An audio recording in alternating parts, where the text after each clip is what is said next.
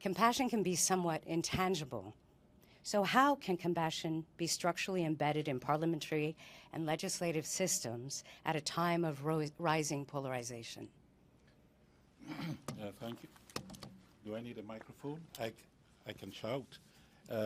Thank you very much for this opportunity, and thank you to the Satyarthi movement for global compassion for inviting me here. My office had prepared a formal statement for me to make at this event, but listening to different speakers and in my walk over to this venue, I decided that I was going to speak from the heart, because that's where compassion is, the heart. Mm-hmm. And so I have set aside my speech, and I just want to talk to you.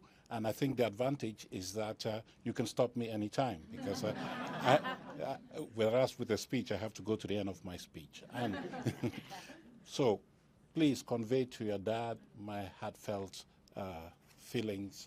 We have worked together over the years. And as I speak, I remember our trip to Abuja a couple of years ago, when I had arranged for us to go and speak to the ECOWAS Parliament on what we need to do to abolish child labor in West Africa. And at that time, he and I we talked about compassion.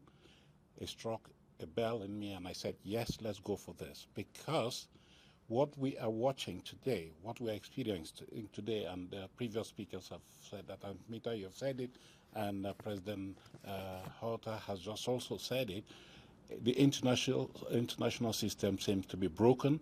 It is not seen to be delivering.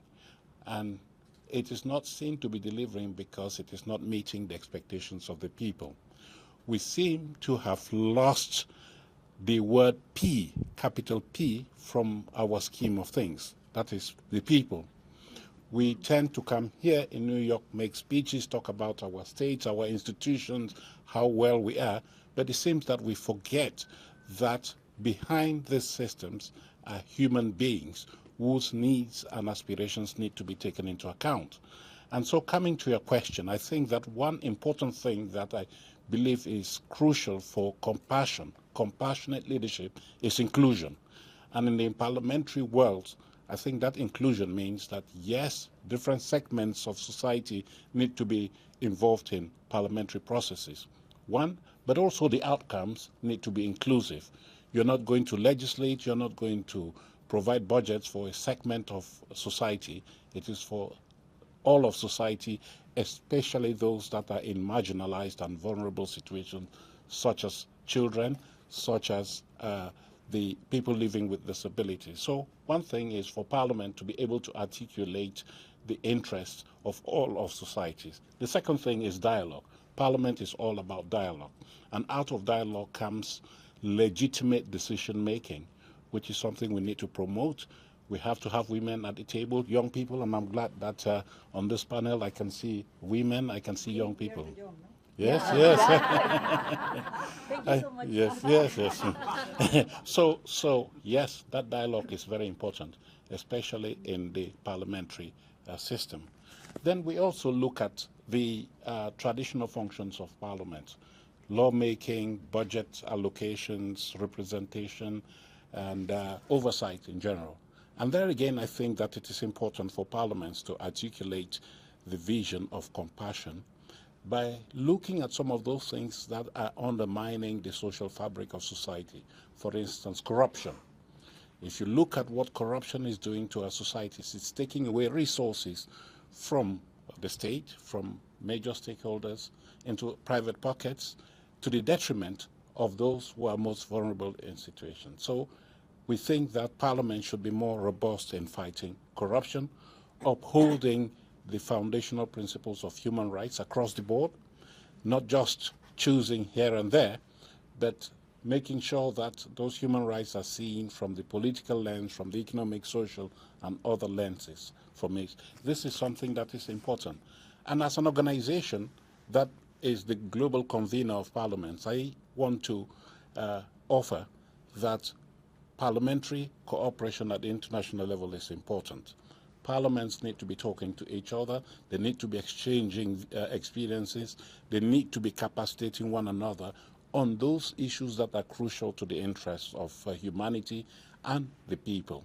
And that is why I have, in the past several years, been very robust in promoting our concept of parliamentary diplomacy, which is not meant to replace traditional forms of diplomacy, but to be a complement to the traditional forms of diplomacy. And I'm glad that the President of Armenia is here, because he knows that his country has lent strong support. He has, and Prime Minister of Armenia have lent strong support to our initiative to bring the parliaments of Armenia and Azerbaijan together to accompany the peace process between these two countries.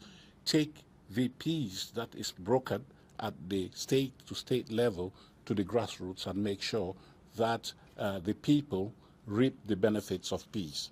This is something that we continue to do, bringing the speakers of these two parliaments together, looking at relations between the two Koreas, because at the end of the day, parliaments represent the people. Let me just conclude before you cut me off. I want to say that from this point of view, I think that compassionate leadership is one that resonates very well with the Inter-Parliamentary Union as an organization of institutions that have to represent and legitimately articulate the interests of all of society. And when I talk about all of society, it's not an abstract notion. I am talking of human beings like you and I here. We need to make sure that compassionate leadership addresses the needs of all of society. And that is why when you look at our logo, the strapline is for democracy for everyone. Democracy cannot be just for you, cannot just be for you or me, the elite, as President Horta said. It has to be for everyone. And we therefore say that the Sustainable Development Goals is, I think, a very legitimate framework, because it aspires to leaving no one behind. Thank you very much.